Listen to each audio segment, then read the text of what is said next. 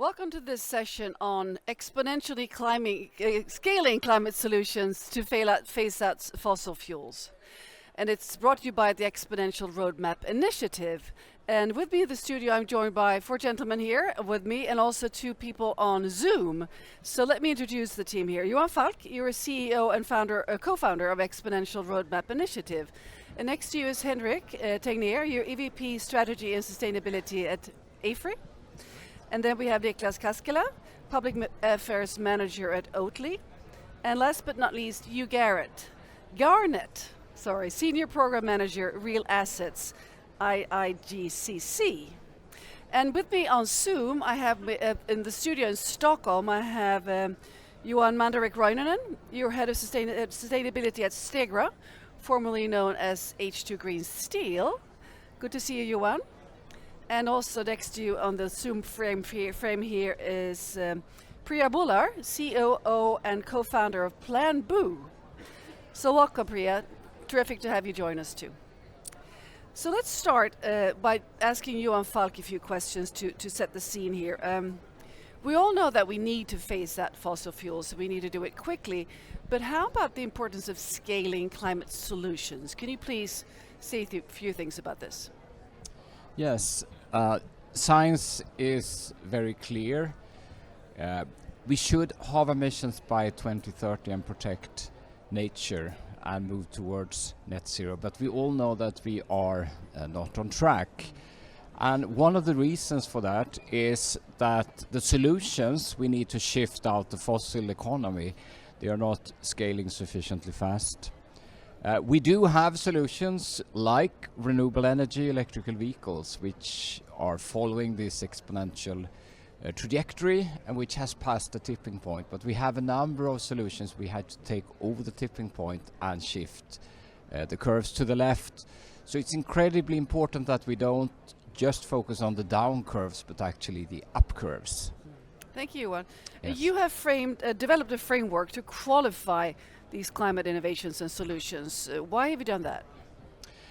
It's so important that the solution companies get sufficient recognition, both by financiers, by society, as well as by customers. So that is one of the reasons. It's also important over time that the large transformative companies start to set science-aligned targets to scale up climate solutions. All targets are around cutting emissions so far. So that is the reason why we developed this particular climate solutions framework, because it's also about integrity. If we should be able to do this, we need to have a firm and strict framework so actually companies can qualify their solutions according to this particular framework. Speaking of frameworks, you have also developed another framework.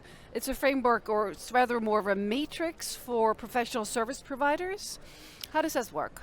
Yeah, that's right. Because companies providing services like consultancy services, advertising services, engineering services, so think about it, their scope 1 and 2 and 3 emissions are normally quite insignificant. Very important, they need to reduce towards net zero, but their major impact actually comes from which type of customers they serve and what is the purpose of the project.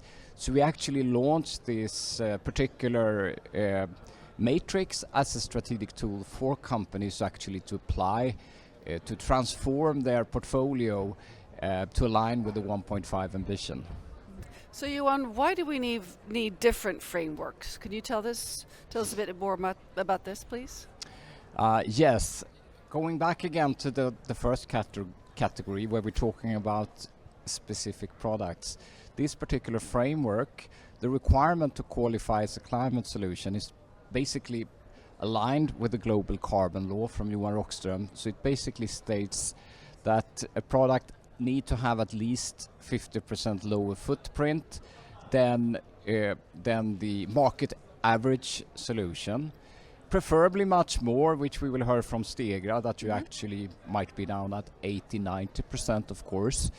And over time you need to still reduce your footprint to be under that particular line. It also need to follow key guardrails in order to protect nature and so on. So that's absolutely essential. So that's the first group. The second group we talked about is enabling services, which requires other type of tools. And the third is about companies and solutions which remove carbon and protect nature. So there are basically three categories which can be where we can categorize solutions as climate solutions. Well, thank you very much for setting the stage here, Johan Falk. Let's now open up the conversation and include also the people on Zoom, of course. So I'd like to start with Johan Mandarek from the Stockholm studio. Would like to highlight each of your solutions here because we are indeed talking about solutions. So Johan Mandarek Roinanen, could you please share with the audience here a few thoughts on the Stegra solution? Yeah, of course. First of all, thank you for having me on this panel. So Stegra, formerly known as H2 Green Steel, is a company founded just 4 years ago, and where our purpose is to decarbonize hard to abate industries, and we do that by really at scale producing green hydrogen, green iron, and green steel. And we have our first giga project in Sweden, up in the northern part of Sweden, in Boden, where we're currently building a 2.5 million ton green steel plant. And so the green steel that we're producing will abate up to 95% of CO2 compared to conventional steel. That's massive. And we will be ready in 2026. It's quite impressive indeed, it is. Thank you very much, Johan. So Niklas, you go next. What is your climate solution and where are you at in scaling it? Yes, so I'm representing Oatly here, and Oatly is the world's largest oat-based drink company, and we've been a front runner in scaling plant-based solutions that can replace animal-based food. We know that the food system causes about 1/3 of our global emissions is linked to the food system, and a vast majority of those emissions come from animal-based products. So we really need to do something about that. And I think Oatly is not about minimizing harm, but actually maximizing positive impact, how we can switch consumers to a more healthy, to a more climate and environmentally friendly option. So like we heard here earlier, it's not about being less bad, it's about being more good. And I think our biggest impact comes from converting people away from those products that are not only harmful for the planet, but quite often for our health as well, towards better options. Well, thank you very much, and it's fantastic. I've been at several COPs now, and initially you couldn't get oat milk anywhere, and now they're everywhere. Yeah, and not always your brand, but it's still, I mean, you're pushing for change here, and you're a big part of that. I've had to have some coconut milk here, unfortunately. It's pretty good. Actually, but I have to say one thing, that this is only the second COP where food is on the agenda, or there's a specific thematic day for food. So I think we're quite late to the game here when it comes to food. So we need to work hard, huh? Welcome back. We had a power failure here in half of the media center, so that took a bit of a fiddling to get it done, but now we're back. So we'll continue on this session on climate solution, exponential climate solutions. And we're talking about the specific solutions that we have in this panel, the companies that are sharing their visions on their solutions here. And it's now a pleasure to turn back to Priya, who is from Planet Boo. Please tell us about your solution.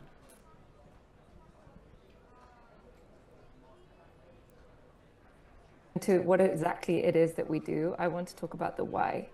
So Plan B is a carbon removal company, and while we've talked about the importance of phasing down fossil fuels, that is just one piece of the puzzle. So in April 2022, as we know, the UNFCCC declared that carbon removal is now unavoidable if we are to stay within 1.5 degrees of global warming. So carbon removal is the process of removing CO2 from the atmosphere and keeping it out as permanently as possible. So we need to do this because even if we were to reduce our emissions to zero today, we've already released too many historically to not have any climate implications. So carbon removal is an incredible solution, as we can remove emissions from today, from last year, from the year before, and we can keep going.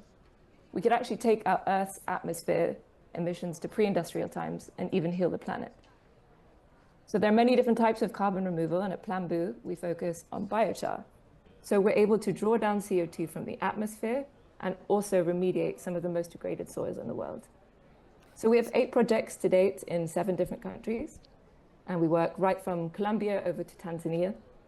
We've removed 10,000 tons of CO2 to date, and we're on track to remove 100,000 next year and onto 100 million by 2030. Super interesting, Priya. Thank you so much. And I'm turning now to Henrik from AFRY. You're a service provider. Now could you please tell us what kind of services you provide that are related to climate solutions? Of course, thank you very much. Yeah, so we are, as you say, an engineering company. That means that we help design many of the solutions that are needed, both for the energy transition, also the green industrial transition. And I could say that we work with at least 2 of the 3 other companies that are here on some of their then innovative solutions that they have that are really then climate solutions.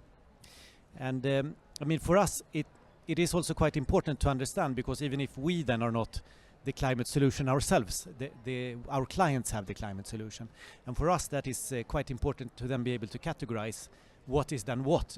So how do we understand the footprint that we have, and how progressive our project portfolio and client portfolio is. And that's where we're also pioneering then together with the Exponential Roadmap initiative on this professional services matrix that Johan was mentioning in the introduction. Well, thank you very much, Henrik from AFRY. Turning now to you, at the Institutional Investors Group on Climate Change, it's a long title. How do you work with climate solutions?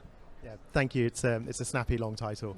So yeah, we have 400 institutional investor members, and we really work to address climate risk within their portfolios and ensure that they can take advantage of the opportunities of climate mitigation and adaptation.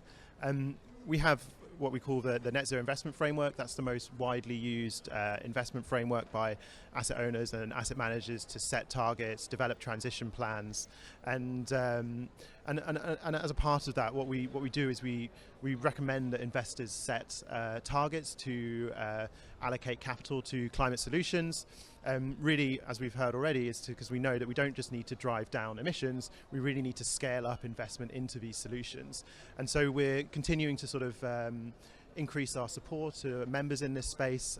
Last week we published some climate solutions guidance on renewable energy infrastructure, really looking to build on the announcement from COP29 last year around the commitment to triple renewables by 2030, to really look to have our members be able to contribute and attribute their contributions to that goal. So provide guidance on how they can do that. And yeah, that's kind of where we're at, and we're obviously looking to scale up guidance elsewhere, because that's obviously not the only climate solution out there. But due to sort of the outsized role that energy generation plays, the initial focus is certainly on that renewable assets. Well, thank you very much indeed, you. Johan mentioned earlier the importance of qualifying climate solutions, so let's dig a bit deeper into this topic. Let's start with you, Priya. What does this entail from your perspective, the qualifying of the solutions? Mm. So essentially we're talking about frameworks here, right? And frameworks that can act as a guide. So a place that companies or individuals can go to understand more and to get a recommended path that they should take when approaching something far bigger, than let's say a company's own remit or business operation. And yeah, in a world of increasing mistrust and misinformation, I think these guides, these frameworks can actually create a momentum of change, because they can unite us all together on one page. In carbon removal, in the last 2 to 3 years, we've seen a number of different certification models and standards coming in, which is really establishing biochar as a leading form of carbon removal. And today, 92% of all carbon removal comes from biochar. And so while this work is technically happening on the ground, it is the likes of these standards that is what is legitimizing it in front of big buyers and financiers. But I wanted to note that the guides, the frameworks, are only as effective as the belief systems that they're made with, and then the action that is taken from that. So at COP, we have an example of a place where there's loads of roadmaps and points for frameworks that are laid out. However, we haven't always seen that translate into action. And that is, essentially what we need to do here. So qualifying solutions and building guides are super important, but they need to be supported with radical, urgent action. Indeed. Thank you, Priya. Turning now to Johan from Stegra. What is your take on this? of course, project financing will always be important for us, and hence the trust from the investor community needs to be there. I mean, we do that by showing that we are, able to actually do what we promise that we're doing, but also having that stat that we are a climate solution company. We have embedded. I think that will be really, really important in the years to come, and I'm hoping that the broader investor community will see the value. Well, thank you very much, Johan, from Stockholm, from Stegra. Henrik, I'm curious to the AFRY perspective of qualifying the climate solutions. Yeah, I mean, we have some different perspectives on that, and I would like to say that, I mean, we have been thinking quite hard about how do we view our portfolio and how can we categorize it in an efficient way. And we have been looking actually at different frameworks over the years here to try to find a good way. But actually it was in last COP in Dubai where we had a pretty long discussion with Johan and the ERI team, and where you said that you had this idea about developing the professional services framework and looking at how these exponential solutions get into that. And I think that for us sounded very, very interesting, because for us, I mean, we have the situation that we have many, many customers and we have many, many projects every year, right? So I think it's a little bit different if you're a manufacturing company, you have factories, you have maybe many factories, but you don't have thousands of factories, right? And we have maybe 90,000 projects every year, and we have maybe 15,000 clients every year. So we need to find an efficient way for how we can then categorize both on the client level but also then on the project level. And we thought that the guidelines that you put forward here on the professional services matrix and the exponential solutions, that really was something that was workable for us, and that we could work on I mean, we want to be, of course, as precise as possible when we do this categorization, because we want to be able to come up with a number of how many of our solutions are in that category of projects. But I think we have now at least a pilot where we can show that it seems to work, and we're now looking at how we can expand that pilot to cover all of our revenue. We cover about half of our revenue right now, but I hope that by the middle of next year we will cover all of our revenue under this framework. Thank you. Getting there. Thank you. We're getting there. Yeah. So you, from the investor perspective, what can you say from that side? Yeah, so I think we see frameworks being absolutely vital in this space. So obviously we have our own frameworks, but it's also those broader regulatory frameworks that are there in place, and having that supportive policy environment is absolutely crucial for scaling climate solutions. Be that real economy policy. So for example, I mentioned infrastructure earlier. Renewables and grid connection, that's a real problem. So that's something that really urgently needs to be addressed. Looking at transmission, distribution, that's a real challenge, and if we can address some of those issues, we'll see some of those renewables scale and come onto the grid much quicker. The other place I would just say is also on that sort of other sustainable finance regulation piece, which is also really providing sort of guidance for investors on where to channel their capital and what is considered a climate solution, and having those strong signals and ensuring that those are ambitious and aligned with what investors expect. That's really crucial for driving that capital and ensuring that we can sort of scale up investments into these solutions. Thank you. Handing back the microphone to Nicholas, please.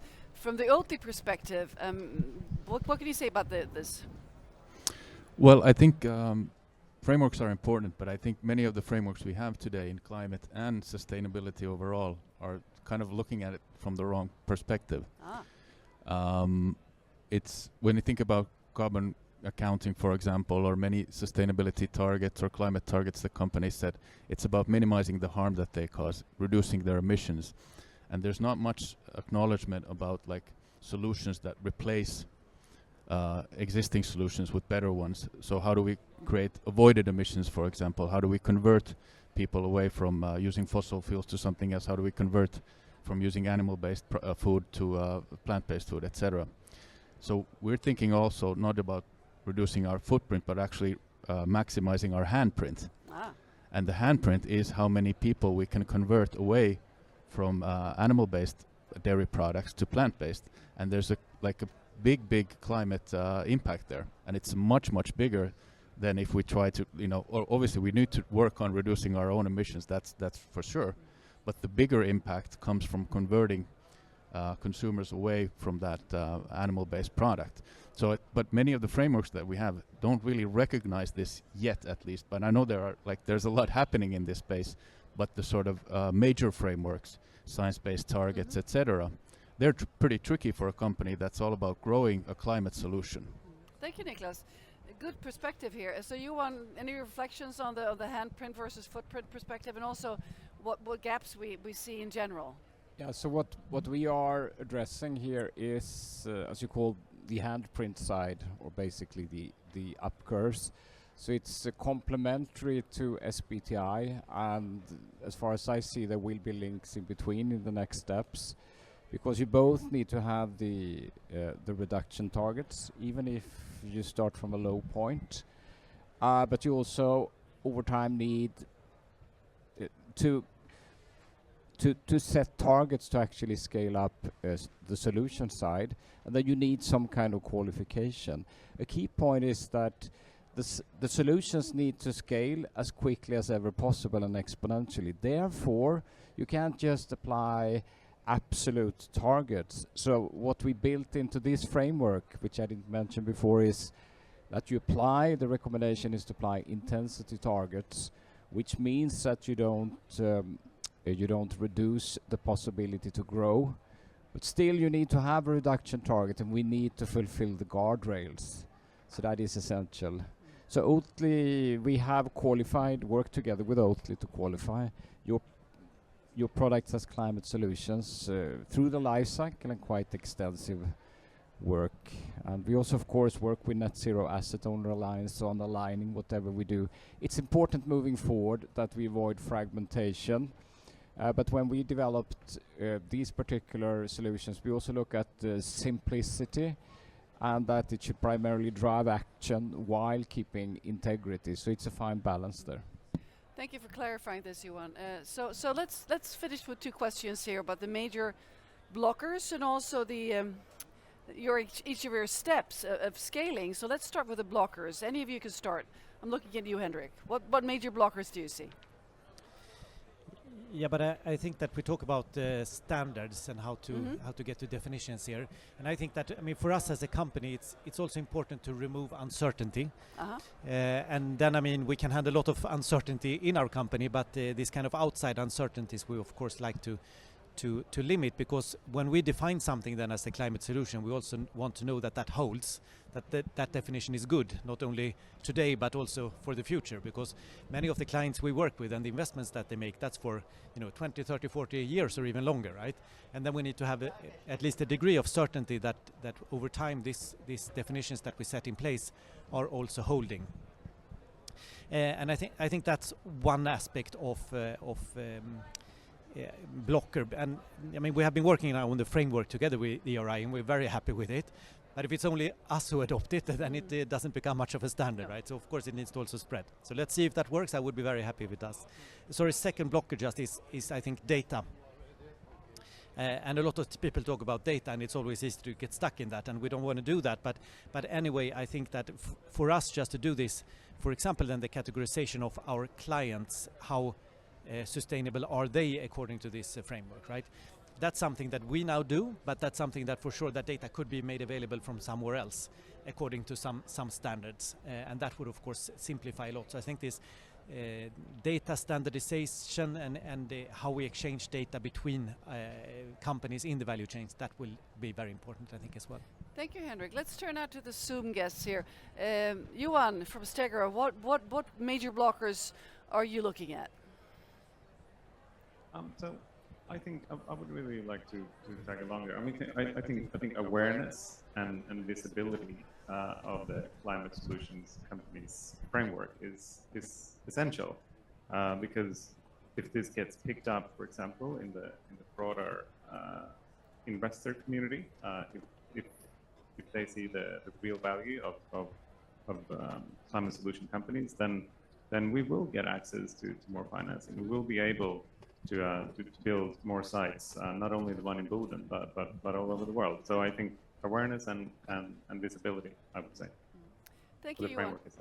Thank you, Johan, for Stegra. Priya, what are your thoughts?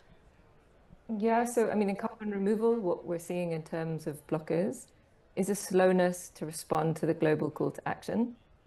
Corporates, companies that have a major part to play in scaling carbon markets have not been buying or investing at the volumes that the industry has needed to see. And hey, I don't blame them. For many years, it's been a bit like the Wild West out there, you know, with misinformation, you know, lack of evidence for validated projects. And this is just creating mistrust and skepticism. So in that way, I can see what an enabler can be is having robust ways that we can bring trust to carbon markets. And that is what Planbu is doing with our digital tech-enabled tracking solution. We can actually show in real time the carbon removal is taking place on the ground with the projects that we work with. But at the same time, it's not just science and technology that is going to get us out of this. You know, we need climate solutions that are made with great minds and also made with hearts as well. So by sharing the real life human stories of the projects and the communities that we work with, we want to show the buyers and show the world that, you know, we are all in this together.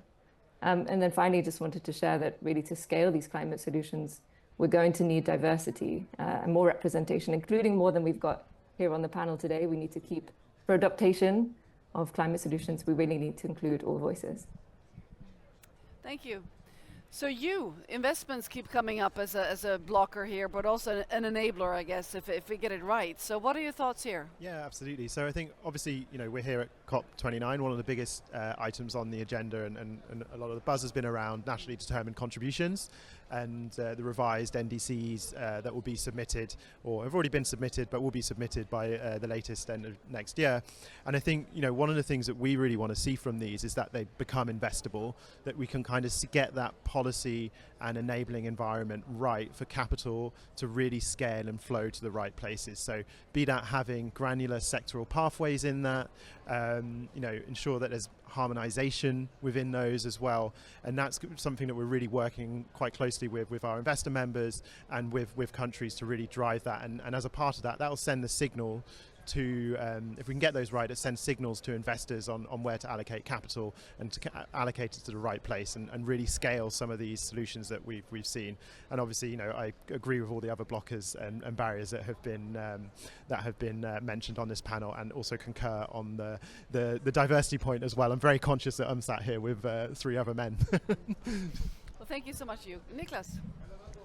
Yeah, we're almost all of us wearing blue suits here, like most people at COP.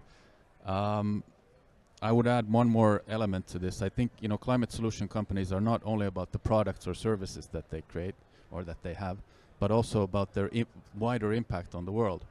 If you think about like changing the food system, it's not enough to have a good product that tastes good. There are a lot of norms that are against us, a lot of policies that are against it. It's not a level playing field, and we need to, like, these barriers need to be tackled somehow. They need to be challenged, and that can be done through advocacy, campaigning, changing attitudes and norms. And at Oatly, that's a huge part of our work, actually. It's not just the product, it's about our wider impact. How do we influence policies, or how do we influence consumer behavior or attitude, etc. So I think we don't really have a standard for that yet. How do we measure that? But I think we should start thinking about that. There's some really interesting stuff happening coming from the University of Oxford about thinking about corporate spheres of influence that can be measured then as well. And advocacy work is part of that. A lot of companies are part of industry associations that might be not the most progressive ones, for example. What if climate solution companies created their own associations, like Oatly has done in many of its markets, creating associations for plant-based food and allying with our competitors basically to change norms and policies to create a level playing field for plant-based products. So I would take a more holistic view here. Well, I know Oatly, for instance, you did this campaign or try to make change the policy of the school milk directive in the European Union, right? That the cow's milk is still subsidized, but not the plant-based milks. Exactly. And you did go together with other companies to get that done. We've done that, and most recently, for example, we worked together with climate NGOs in Patagonia to encourage people to vote in the EU elections and vote for the planet. And that's not something that most companies do. So like really sort of engaging also at the political level I think is a climate solution, and more companies should be bolder on that front. Thank you, Niklas. So Johan, challenges, blockers. Would you like to add anything? Yeah, but also on the opportunity side, I can mention. Yeah, but we'll slide over to the opportunities Okay. because we only have a few more minutes, and it's lovely to have you each have your say about where you're going next in terms of opportunities. So go ahead, Johan. On the opportunities. Yes. On the opportunities, yes. Well, first, okay, we are of course working together, climate solutions companies to sort of accelerate this narrative, which is incredibly important. We need to continue to work on aligning, of course, the frameworks and the standards influencing the frameworks. So the more we can actually align with corporate finance, with the other standards, so we can get sort of a clear landscape for companies how to maneuver, which is not overcomplicated. So that is one part of it. The second, where I see an opportunity is now when the companies are developing transition plans, so there will basically be a requirement, an expectation on all companies to have transition plans. That to be progressive should be integrated in your business plan, actually also considering how you shift your portfolio and scaling up solutions. And if we then match that on the national, the NDCs and the national action plans, these can also include scaling up of climate solutions. So then we can create this virtuous loop basically between corporates and nations and make it more